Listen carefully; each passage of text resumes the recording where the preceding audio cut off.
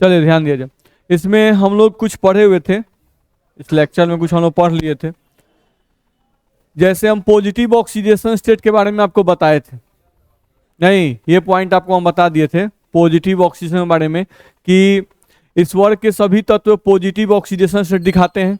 ध्यान रखना, ये बता चुके थे हम।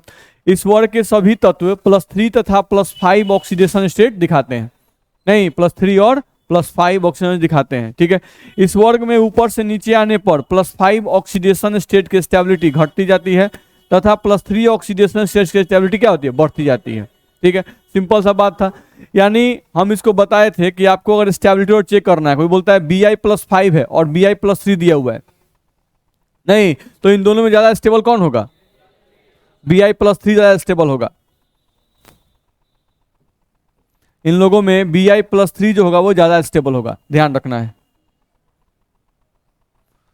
तो ये हम लोग को ध्यान रखना होगा। अब Bi+5 और Sb+5 में कौन स्टेबल होगा, Sb+5 हम लोग का ज्यादा स्टेबल होगा, ये हम लोग को बताया गया था। बात समझ में आ रहा है ना। तो ये हम लोग केयर करना होगा। तो केयर बस करना है कि ऊपर से नीचे आएंगे तो +5 ऑक्सीडेशन स्टेट के स्टेबिलिटी क्या होती है, घटती है, और +3 ऑक्सीडेशन स्टेट की स्टेबिलिटी क्या होती है, बढ़ती है। बस ये ध्यान रखना होगा। नहीं ऐसा क्यों होता है, due to inert pair effect, अक्रिय जोड़ी प्रभाव। नहीं हम ये बताए थे ऐसा क्यों होता है, ड्यू टू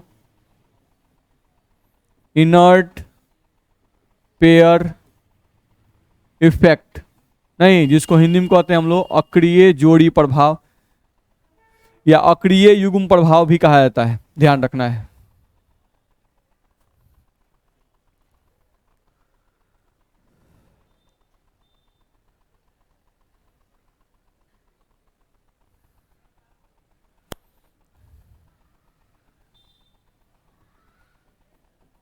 अक्रिय जोड़ी प्रभाव, इसी कारण से ऐसा होता है, ध्यान रखना है। इनर्ट पेयर इफेक्ट जो है इसके कारण से ऐसा होता है।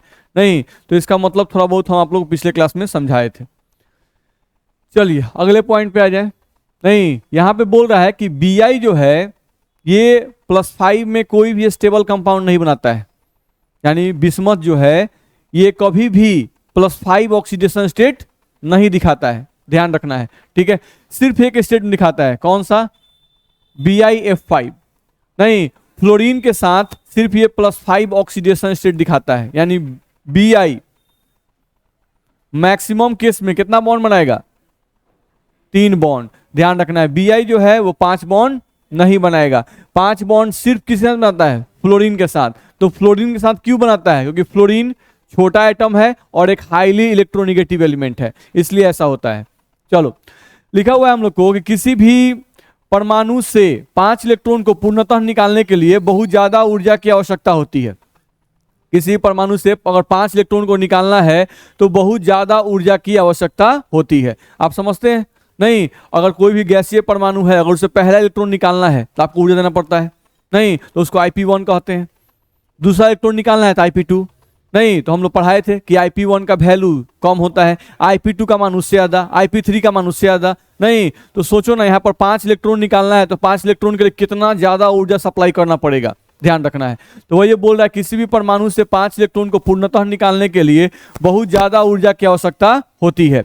इसलिए +5 ऑक्सीडेशन स्टेट में इस वर्ग के सभी तत्व सहभाजन यौगिकों का निर्माण करते हैं, आयनिक यौगिकों का नहीं, ध्यान रखना है। ठीक है, यानी कि जैसे जैसे ऑक्सीडेशन स्टेट बढ़ते जाता है कोवैलेंट कैरेक्टर बढ़ते जाता है, ध्यान रखना है। नहीं हम लोग को नॉर्मल क्वेश्चन पूछा जाता है बिहार बोर्ड में, नहीं जैसे पूछ देगा PCl3 और PCl5 दो दे देता है, जो आपके एग्जाम में पूछता भी है कि इन दोनों में सहभाजनीय गुण किसमें ज्यादा है, कोवैलेंट कैरेक्टर किसमें ज्यादा है।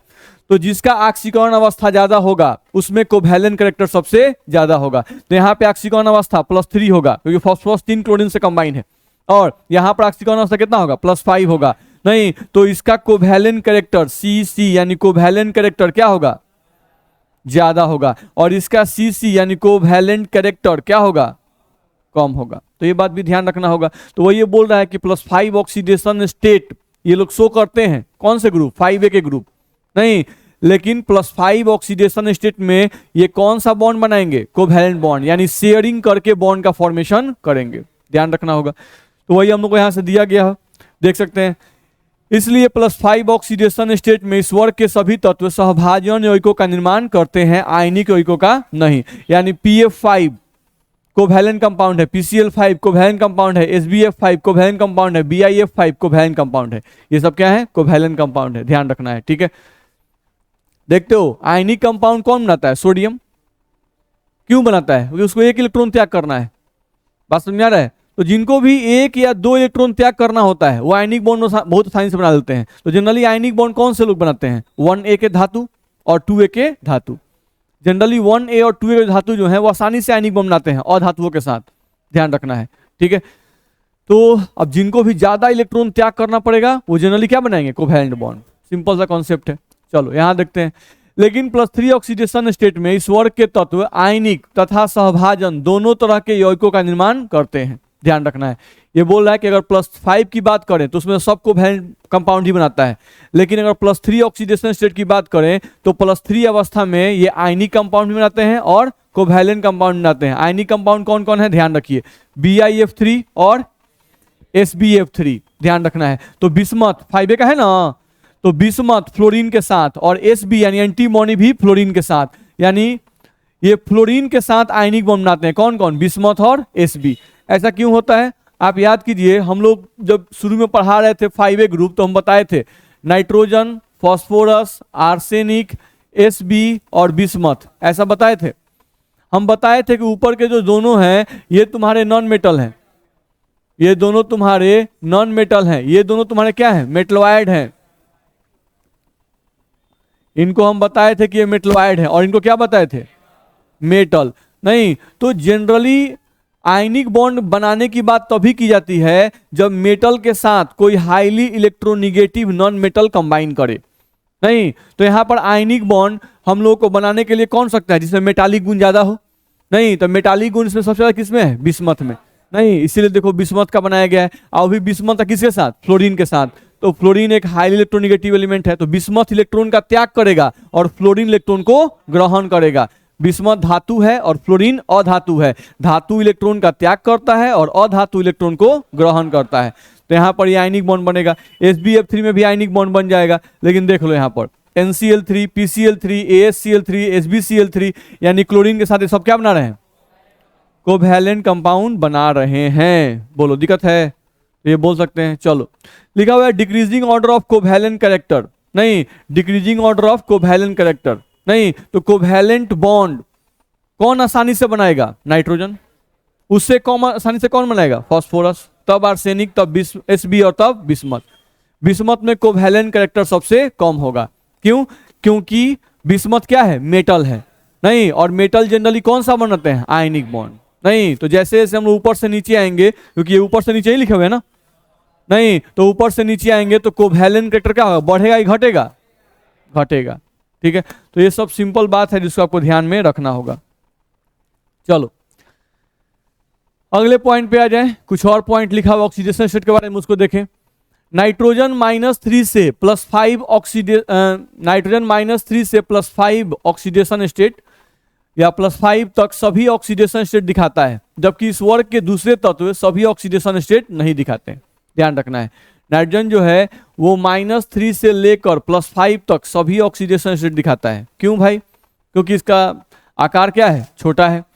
नाइट्रोजन की विद्युत नात्मकता क्या है, सबसे ज्यादा है। और नाइट्रोजन पाई बॉन्ड का फॉर्मेशन कर सकता है, ध्यान रखना है। पी पाई का मतलब क्या हुआ, पाई बॉन्ड। तो नाइट्रोजन का आकार छोटा है, इसकी विद्युत नात्मकता ज्यादा है, ये पाई बॉन्ड का निर्माण कर सकता है। इस कारण से ये लगभग सभी ऑक्सीडेशन स्टेट दिखाता है। ये सभी गुण, जितने भी गुण दिखाया गया, छोटा परमाणु है, नहीं। तो छोटे परमाणु की खासियत क्या होती है कि जल्दी किसी से भी अभिक्रिया कर लेता है। विद्युत नात्मक है, यानी किसी से भी इलेक्ट्रॉन खींच सकता है।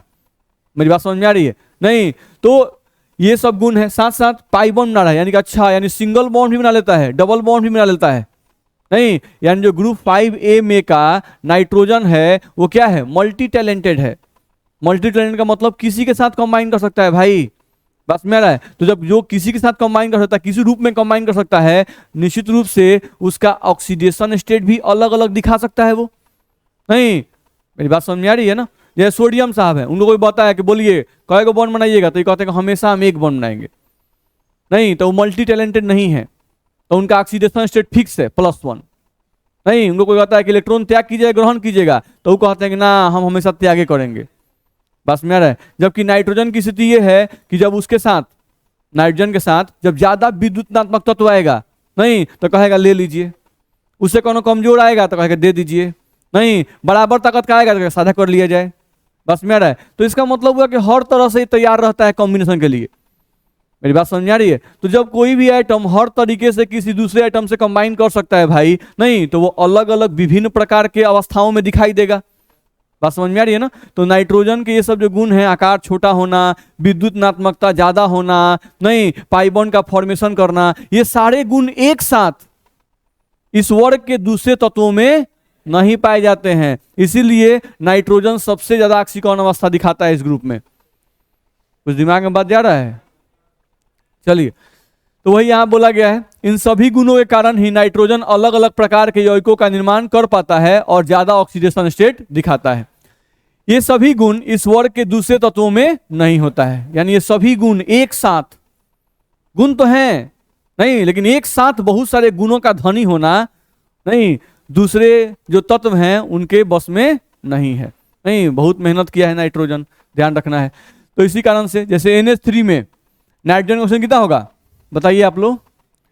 NH3 में नाइट्रोजन का ऑक्सीजन कितना?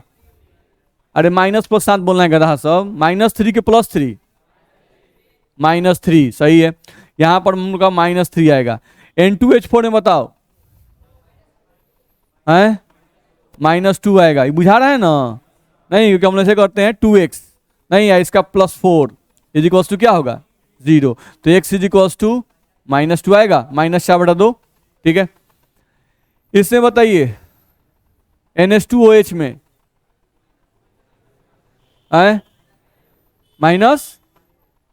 -1, ये भी कल हम लोग बताए थे, पिछले क्लास में हम लोग को बताए थे। इसका क्या होगा -1। N2 का +1 की +2 की +3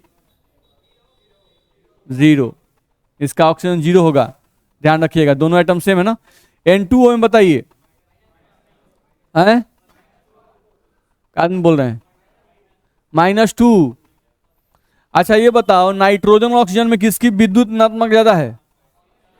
ऑक्सीजन की ज्यादा है। तो जिसका विद्युतनात्मकता ज्यादा होता है उसका माइनस लेते हैं, और जिसका विद्युतनात्मकता कम होता है उसको प्लस मानते हैं। नहीं तो चलो नाइट्रोजन को क्या मानेंगे 2x, इसी का निकालना है, और ऑक्सीजन का -2 मानेंगे। क्या मानेंगे? -2, क्योंकि ऑक्सीजन की विद्युतनात्मकता नाइट्रोजन ज्यादा है, तो जिसका ज्यादा होता है उसको क्या मानते हैं माइनस। तो ये -2 बराबर में क्या होगा 0। यहां पर ध्यान दो, हम लोग नाइट्रोजन ने क्या माने थे 2x, और हाइड्रोजन का प्लस माने थे कि माइनस माने थे? प्लस। एक हाइड्रोजन का +1 माने थे। क्यों? नाइट्रोजन की विद्युतनात्मकता हाइड्रोजन से क्या है? कह नहीं रहे हैं भगवान जी, कहूँगा भगवान भरोसे पास कर जाइएगा लो, बहुत बड़ा एहसान होगा अपने आप पर। बस में रहे, नाइट्रोजन हाइड्रोजन में किसकी विद्युत ज्यादा है? तो सर हाइड्रोजन ज्यादा है, इसीलिए तो प्लस लिए हैं। देखा जाए यहां पर हम लोग का होगा हाइड्रोजन की विद्युत क्या है? कम है। तो जिसकी विद्युतनात्मकता कम होती है उस पर धन आवेश, और जिसकी ज्यादा होती है उस पर ऋण आवेश। चलो, तो इसीलिए यहां पर +1 माने थे, और 4 हाइड्रोजन का +4 माने थे। यहां पर आ जाओ, ऑक्सीजन 1 है, इसका -2 होता है। नहीं तो माइनस यहां पर क्यों माने? क्योंकि ऑक्सीजन नाइट्रोजन के साथ है, और नाइट्रोजन की विद्युत कम होती है और ऑक्सीजन की ज्यादा होती है। अगर यही ऑक्सीजन फ्लोरीन के साथ होता, ऐसा होता, तब क्या करते? ऑक्सीजन का मान लो निकालना है, तो हम ऑक्सीजन को क्या मानते? x, इसका क्या मानते? -2 बराबर 0। ध्यान रखना है, ऑक्सीजन में क्या आएगा? +2 आएगा। तो देख लो, ऑक्सीजन का ऑक्सीडेशन स्टेट यहां पर क्या आया? प्लस आया। क्यों? क्योंकि इलेक्ट्रोनिगेटिविटी जब चेक करोगे तो इलेक्ट्रोनिगेटिविटी में फ्लोरीन का सबसे ज्यादा होता है, तब ऑक्सीजन का, तब नाइट्रोजन का होता है कि नहीं? ठीक है, तो आपको देखना है कि कौन सा एटम किसके साथ प्रेजेंट है, इस पे केयर करना होगा। तो आपको अगर एटम कोई प्रेजेंट है ऑक्सीजन नाइट्रोजन के साथ, तो ऑक्सीजन का होगा माइनस, नाइट्रोजन का होगा प्लस। सिंपल सी बात है। तो यहां पर 2x माइनस 2 बराबर 0, तो x बराबर क्या आएगा? +1। NO में बताइए नाइट्रोजन कितना आएगा? -2। कौन गधा बोला है अभी? कौन तो बोला है -2? गधा सब अभी ना यहाँ पर बोले कि ऑक्सीजन है तो इसका निगेटिव में होगा, तो इसका क्या होगा? x -2 बराबर 0, तो x बराबर क्या आएगा? +2, यानी नाइट्रोजन का होगा +2। चलो इसे बताओ। +3 क्या है? 2x माइनस 6 बराबर 0, तो x बराबर 6/2 कितना आ गया? +3। तो यहाँ पर नाइट्रोजन का +3 आएगा। यहाँ पर आ जाओ NO2 में +4 आएगा, इसमें बोलो +5 आएगा। दिक्कत है? तो ये कॉमन क्वेश्चन है आपके बोर्ड एग्जाम का। कोई भी कंपाउंड दे देता है, बोलता है इसका ऑक्सीकरण अवस्था बताएं, बस में आ रहा है। या आपको 2-3 कंपाउंड दे देगा, जैसे मान लो कि NO, N2O3, NO2 और N2O5 दे देगा, बोलेगा इनमें कोवैलेंट कैरेक्टर बताइए, बस में आ रहा है। ये नॉर्मल क्वेश्चन है जो ऑब्जेक्टिव का जो पूछा जाता है, तो इन सबको केयर कीजिएगा। ऑक्सीकरण अवस्था जिसका ज्यादा उसमें कोवैलेंट गुण ज्यादा, जिसका ऑक्सीकरण अवस्था कम उसमें कोवैलेंट गुण कम। सिंपल कॉन्सेप्ट है। चलिए अगला हम लोग को यहां दिया हुआ है मैक्सिमम कोवैलेंसी, अधिकतम संयोजकता। ठीक है, तो नाइट्रोजन का अधिकतम संयोजकता कितना हो सकता है, तो बल समझ लेते हैं, आसानी से देख लो। जैसे नाइट्रोजन का एटॉमिक नंबर, पहले ये समझ लीजिए, मैक्सिमम कोवैलेंसी अधिकतम संयोजकता का मतलब मैक्सिमम कितना बॉन्ड बना सकता है, बस में है। नाइट्रोजन मैक्सिमम कितना बॉन्ड बना सकता है, यही सवाल है। तो नाइट्रोजन का एटॉमिक नंबर 7 होता है। कॉन्फ़िगरेशन लिखते हो तो 1s2, 2s2 और 2p3 होता है। आउटर मोस्ट ऑर्बिट यही है, बाहरी कक्ष। 2s के लिए डब्बा कय गो? एगो। इलेक्ट्रॉन कय गो है? 2 गो। और p के लिए डब्बा कय गो? 3 गो। तो यहाँ पर 3 गो लिख दिए। दिक्कत है? यही बाहरी कक्ष है, 2s और 2p। तो बाहरी कक्ष के इलेक्ट्रॉन ही बॉन्ड बनाने में भाग लेते हैं, अंदर वाले इलेक्ट्रॉन बॉन्ड बनाने में भाग नहीं लेते हैं, s ब्लॉक और p ब्लॉक के केस में। ठीक है, d और f के केस में ये बात सही नहीं है, ध्यान रखना है। d ब्लॉक के केस में अंदर वाले भी भाग लेते हैं। ठीक है, तो इसके जो p ब्लॉक का है ये, क्योंकि लास्ट इलेक्ट्रॉन p में गया इसलिए p ब्लॉक का है, तो इसका 2s और 2p में इलेक्ट्रॉन देख लो। अभी इसके पास और जोड़ा इलेक्ट्रॉन कितना है? और जोड़ा इलेक्ट्रॉन 3 है, तो ये बॉन्ड भी कितना बनाएगा? 3 बनाएगा। अभी नाइट्रोजन क्या है? उदासीन है। नाइट्रोजन क्या है? उदासीन है। तो नाइट्रोजन उदासीन अवस्था में मैक्सिमम 3 बॉन्ड बना सकता है, यानी कि उदासीन अवस्था में नाइट्रोजन का अधिकतम संयोजकता 3 होता है। दिक्कत है? चलो उदासीन अवस्था में अब हम देखते हैं कि अगर 2s नाइट्रोजन पर हम प्लस चार्ज कर दें, नाइट्रोजन पे क्या कर दें? प्लस चार्ज कर दें, तो अगर नाइट्रोजन में प्लस चार्ज कर दें तो एक इलेक्ट्रॉन निकालना पड़ेगा। नहीं, तो एक इलेक्ट्रॉन निकालना होगा, तो देखो तो इसमें सब आराम से है, एक कक्षक में एक ही इलेक्ट्रॉन है। नहीं, और यहाँ पर क्या है? 2s में 2 इलेक्ट्रॉन है। तो दिक्कत यहीं पे है ना, रिपल्सन जहां ज्यादा होता है वहीं से इलेक्ट्रॉन निकलता है। तो यहाँ से इलेक्ट्रॉन निकल गया, क्योंकि ये भी बाहरी कक्ष है, भी बाहरी कक्ष है, तो यहाँ रिपल्सन, एक डब्बे में 2 इलेक्ट्रॉन है तो यहाँ विकर्षण ज्यादा है, तो इलेक्ट्रॉन निकल जाएगा। जब एक इलेक्ट्रॉन निकल गया,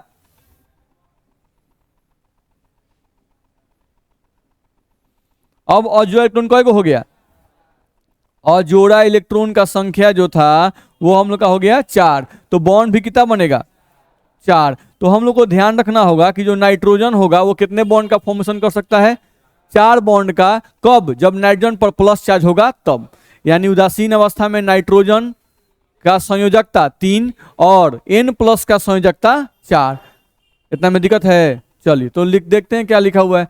नाइट्रोजन की अधिकतम संयोजकता 4 होती है, क्योंकि नाइट्रोजन के पास आबंधन के लिए 4 ही कक्षक उपस्थित रहते हैं। कौन कौन? एक s कक्षक तथा 3 p कक्षक। यानी इसका जो बाहरी कक्ष है उसमें क्या है? एगो s और 3 गो p। तो अधिकतम कोई पूछ रहा है तो 4, वो भी ध्यान रखना है। किस अवस्था में? उदासीन में 3 और धन आवेश अवस्था में 4। ये नहीं कि उदासीन अवस्था में कभी भी नाइट्रोजन 4 नहीं बॉन्ड बनाता है। उदासीन अवस्था में नाइट्रोजन कभी भी 4 बॉन्ड नहीं बना सकता है, ध्यान रखना है। यहां पर हम जो बोल रहे हैं इसको समझ लीजिए। हम लोग यहां पे बोल रहे हैं कि उदासीन अवस्था में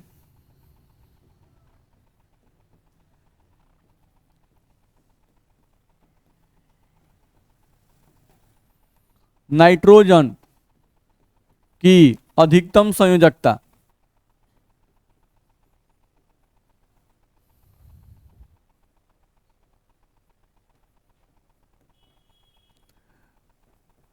नाइट्रोजन की अधिकतम संयोजकता कितनी होगी? 3। ठीक है।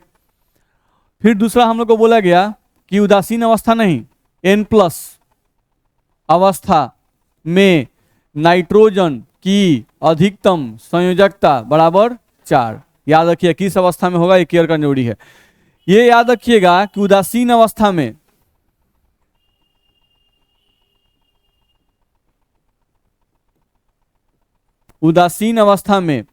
नाइट्रोजन की संयोजकता कभी भी 4 नहीं हो सकती है, कभी भी 4 नहीं हो सकती है। बोलो, ये बात समझ में आ रही है? नहीं तो हम लोग को बोला है कि उदासीन अवस्था में नाइट्रोजन की संयोजकता कभी भी 4 नहीं हो सकती है। क्यों नहीं हो सकती है? देखो तो, नाइट्रोजन का आप एटॉमिक नंबर 7 लिखते हो, इसका बाहरी विन्यास लिखते हो 2s2 और 2p3, यह लिखते हैं। नाइट्रोजन के पास क्या यहां पर हम लोग 2d लिख दें, जैसे दूसरा कक्ष में होता है ना भाई S P और D, तीसरे कक्ष में S P D F नहीं हम लोग पढ़ते हैं, तो यहां पर 2d है कि नहीं है? है नहीं है? दूसरा कक्ष में SPD नहीं होता है जी? बोलिए ठीक से। नहीं होता है, ये ध्यान रखना पड़ेगा। बहुत गधा है, कन्फ्यूज है, होता है कि नहीं होता है, क्या बोले? नहीं, पहला कक्ष में गधा सब S, दूसरा कक्ष में S और P, और तीसरा में SPD। नहीं, ध्यान रखना है। तो दूसरा है ये 2 नंबर लिखा हुआ है, दूसरा में S और P। पहचानने का तरीका भी आसान होता है। नहीं, 2 नंबर है यानी कि 2 गो होगा, 3 नंबर है तो 3 गो होगा, तो 2 नंबर है तो S आ P, तो 2 गो तो पूरा हो गया। दूसरा में S आ P, ध्यान रखना है। 3 नंबर है तो 3 गो, तो SPD, 3S 3P 3D, 3F लिखना गलत है। वैसे ही इसके पास 2D नहीं होता है। नहीं, तो इसके पास 2D नहीं होता है, तो सोचो कि 2S में 2 इलेक्ट्रॉन, और यहां पर तुम आ जाओ 2P में 3 इलेक्ट्रॉन, और इसके पास कोई खाली डिब्बा है? नहीं है। तो क्या ये अपने इलेक्ट्रॉन को जंप करवा सकता है? नहीं करवा सकता है। तो जंप नहीं करवा सकता है तो क्या इसका सक्रिय अवस्था बनेगा? सक्रिय अवस्था नहीं बनेगा, ध्यान रखना। इसलिए नाइट्रोजन उदासीन अवस्था में कभी भी 3 से ज्यादा बॉन्ड नहीं बनाएगा। तो ये बात हम लोग को ध्यान रखना है। तो क्या हम लोग समझ में आया कि उदासीन अवस्था में नाइट्रोजन की संयोजकता कभी भी 4 नहीं हो सकती है? ऐसा क्यों? क्योंकि नाइट्रोजन के पास खाली डी उपकक्ष, खाली डब्बा नहीं रहेगा था, खाली डी उपकक्ष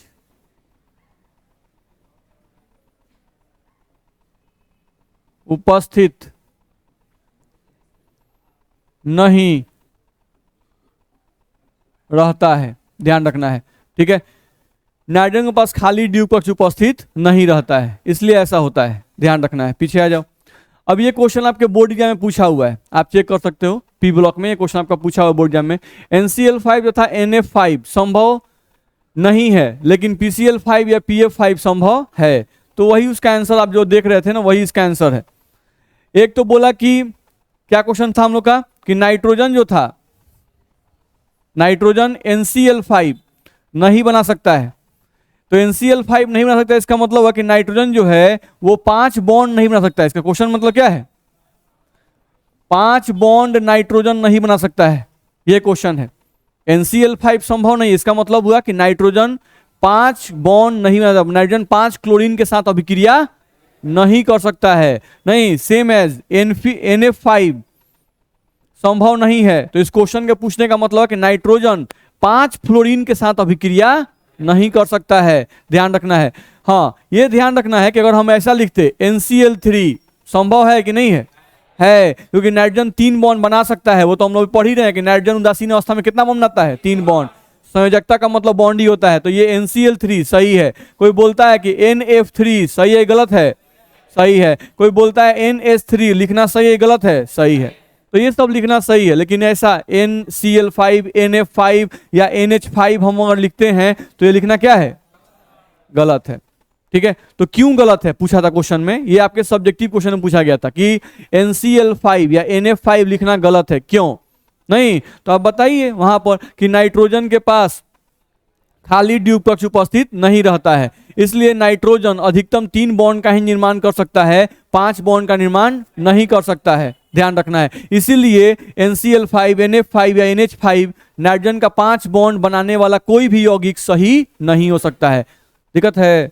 चलिए अब इसी में बोला गया कि PCl5 या PF5 लिखना सही है। ये बोल रहा है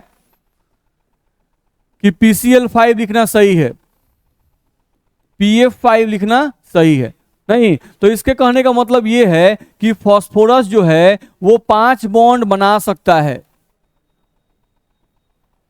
1 2 3 4 और 1 5, यानी नाइट्रोजन जो है वो 5 बॉन्ड बना सकता है।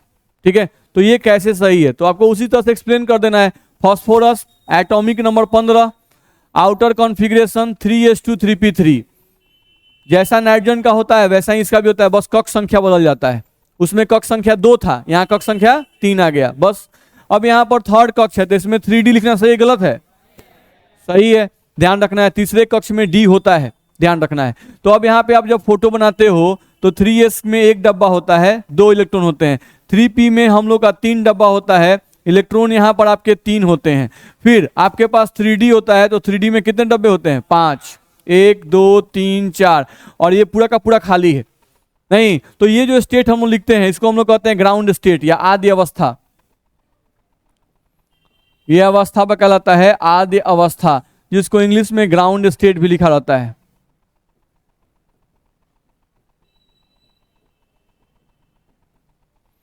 चलिए यहां से हम लोग ध्यान दें तो अब देखो, तो ये आपका 2s है, ये आप सॉरी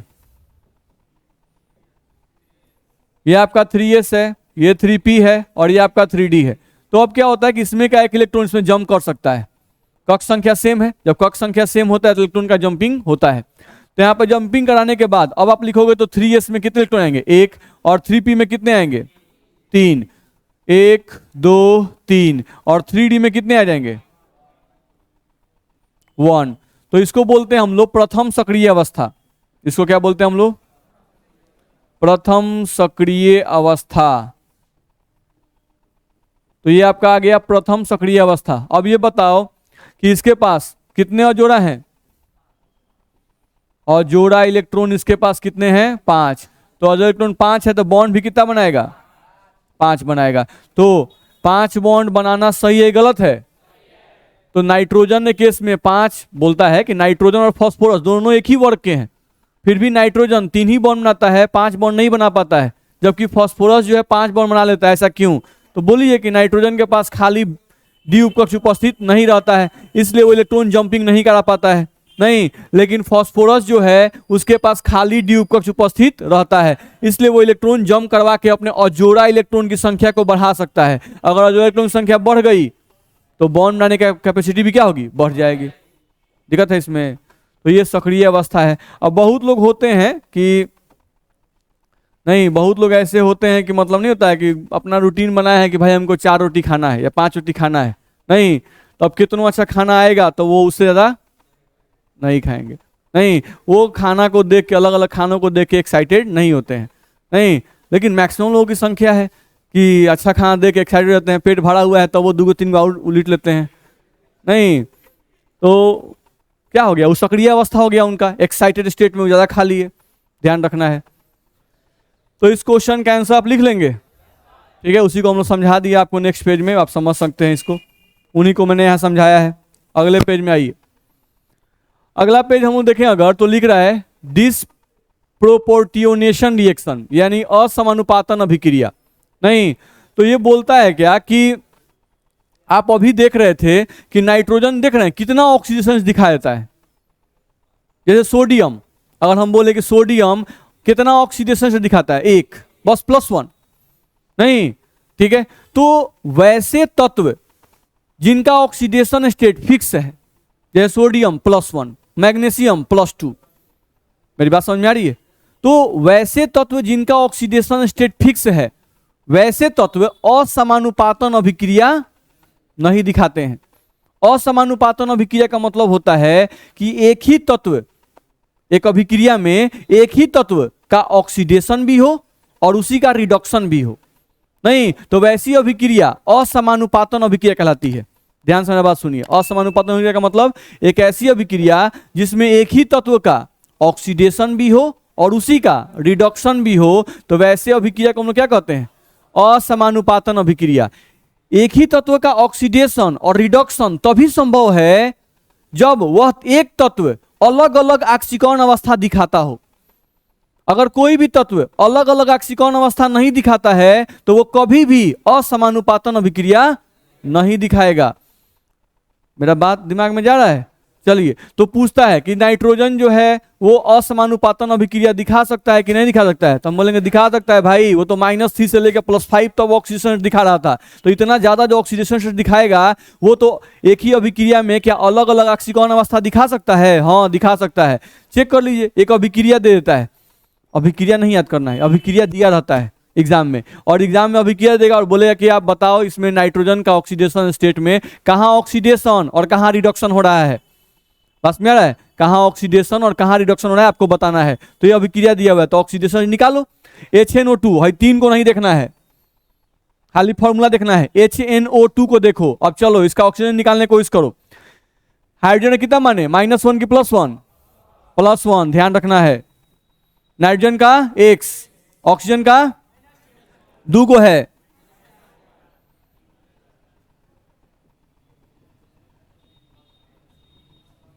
बोलो दिक्कत है?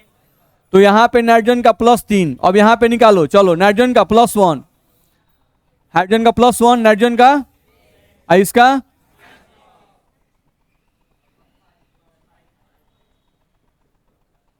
आया, यहां पर निकालो इसका X हुआ। चलो अब ऑक्सीजन कंपेयर करो, यहां पे नाइट्रोजन का है +3, यहां पर कितना है? +5, और यहां पर +2, यही ना है? चलो अब चेक करो, +3 से +5 हुआ तो ऑक्सीकरण संख्या बढ़ा है कि घटा है? बढ़ गया है, +3 से +5। तो जब भी ऑक्सीकरण संख्या बढ़ता है तो हम लोग बोलते हैं ऑक्सीकरण अभिक्रिया। क्या बोलते हैं? ऑक्सीकरण अभिक्रिया। यानी यहां पर इसमें ऑक्सीडेशन हो रहा है, यहां पर नाइट्रोजन का ऑक्सीडेशन वाला रिएक्शन शो कर रहा है। ठीक है, अब चलो +5 से हम लोग का आ रहा है +2, +5 से क्या आया है? +2। तो ये बताओ कि +5 से +2 आया है, सॉरी +3 से, +5 बोल रहे हैं, +3 ना है जी। +3 से +2 हुआ है तो ऑक्सीडेशन अब बढ़ रहा है कि घट रहा है? घट रहा है। तो जब भी घटेगा तो उस समय क्या होता है? रिडक्शन। तो यहां पर क्या होगा? रिडक्शन। तो इस एक ही अभिक्रिया में ऑक्सीडेशन भी हो रहा है और इसी अभिक्रिया में रिडक्शन भी हो रहा है। तो ये डिस्प्रोपोर्शनल रिएक्शन है कि नहीं है? है। तो 2-3 तरह से क्वेश्चन आता है। एक, आपको रिएक्शन दे दिया और इसमें बोलता है कि बताइए कि किसका ऑक्सीडेशन और किसका रिडक्शन हुआ। नहीं तो अगर आपको ऑक्सीडेशन नंबर निकालने आता है तो फटाक से बता दीजिएगा किसका ऑक्सीडेशन किसका रिडक्शन हो रहा है, यानी किस प्रोसेस में ऑक्सीडेशन और किस प्रोसेस में रिडक्शन, यही आपको बताना होता है। एक होता है कि आपको 3-4 रिएक्शन ऑप्शन में दे दिया और ऑप्शन में देकर बोलेगा क्या इनमें से कौन असमानुपातन अभिक्रिया दिखा रहा है। नहीं, इनमें से कौन असमानुपातन अभिक्रिया दिखा रहा है। तो असमानुपातन अभिक्रिया दिखाने के लिए जरूरी है कि ऑक्सीडेशन स्टेट, एक ही तत्व का ऑक्सीडेशन स्टेट क्या हो, चेंज करे। देख रहे हो यहां पर +5 +2 नाइट्रोजन का, ये ना नाइट्रोजन का यहां पे कितना है? +5, यहां पे कितना है? +2। नहीं, और ऐसा अभी कहते देगा इसमें नाइट्रोजन का सबका यहां भी +5 है, यहां भी +5 आ जाएगा, तो वो असमानुपातन अभिक्रिया नहीं होगा। ठीक है, तो ये सब पकड़ने आना चाहिए आपको। जैसे यहां पर दिया हुआ है, बोलो हाइड्रोजन कितना माने? +3, फास्फोरस का X और ये कितना -6 बराबर 0, X कितना आएगा? -3 बराबर 0, X बराबर +3 आ जाएगा। यहां पर निकालेंगे तो फिर वही कहानी है, +3 + X -8 बराबर 0, X बराबर +5 लिखें। यहां पर आप लिखोगे X -3, सॉरी X +3 बराबर 0, तो X इक्वल टू क्या आएगा? -3। बोलो दिक्कत है? तो इस तरह से हम लोग निकाल सकते हैं, ध्यान रखना है। ठीक है, चलो तो यहां पर देखें अगर, तो एक में क्या हो रहा है? +3 से +5, तो बढ़ रहा है घट रहा है? बढ़ रहा है, तो ऑक्सीडेशन। और एक केस में +3 से बढ़ रहा है घट रहा है? घट रहा है, निगेटिव हो गया, पॉजिटिव से निगेटिव हो गया तो क्या होगा? रिडक्शन। सिंपल है। तो इस टाइप का क्वेश्चन भी आपको आता है नहीं? अब ये सब क्वेश्चन जैसे आप गेस पर में खोजिएगा ना, सब नहीं मिलेगा, कॉमन क्वेश्चन है ये सब, लेकिन गेस पर में जो खोजिएगा इस टाइप क्वेश्चन नहीं, तो आपको मिलेगा ही नहीं। आप खोज रहे हैं, टाइम वेस्ट रहा है। उससे कम टाइम में आप इसको बना दीजिएगा, बस मेरा उससे कम टाइम में आप ये बना दीजिएगा। तो इसलिए गेस पेपर में खोजना बंद करें और अपने मेहनत पे बनाने की कोशिश करें। बात समझ में आ रहा है? मैक्सिमम क्वेश्चन जो है ना बन जाता है आपसे, ठीक है? आप बिना मतलब का टाइम वेस्ट करते हैं, हाँ, अपने ऊपर कॉन्फिडेंस खो देते हैं, इसलिए ऐसा होता है। अक्रिय जोड़ी प्रभाव के कारण आर्सेनिक से Sb तक +3 ऑक्सीडेशन स्टेट दिखाने की प्रवृत्ति बढ़ती जाती है। इसलिए सामान्यतः ये सभी असमानुपातन अभिक्रिया नहीं दिखाते हैं। यानी असमानुपातन अभिक्रिया जनरली कौन दिखाता है? नाइट्रोजन और फास्फोरस। तो हम लोग ग्रुप 5A पढ़ रहे हैं, तो ग्रुप 5A में हम लोग का नाइट्रोजन, फास्फोरस, AsSbBi है, बस में आ रहा है। तो इनमें असमानुपातन अभिक्रिया सिर्फ कौन दिखाएंगे? नाइट्रोजन और फास्फोरस।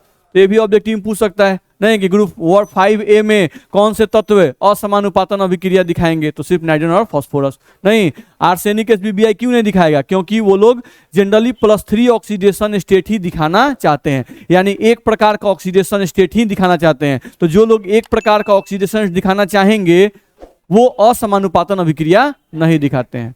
दिखाते हैं इसमें। चलिए आज के लिए इतना ही।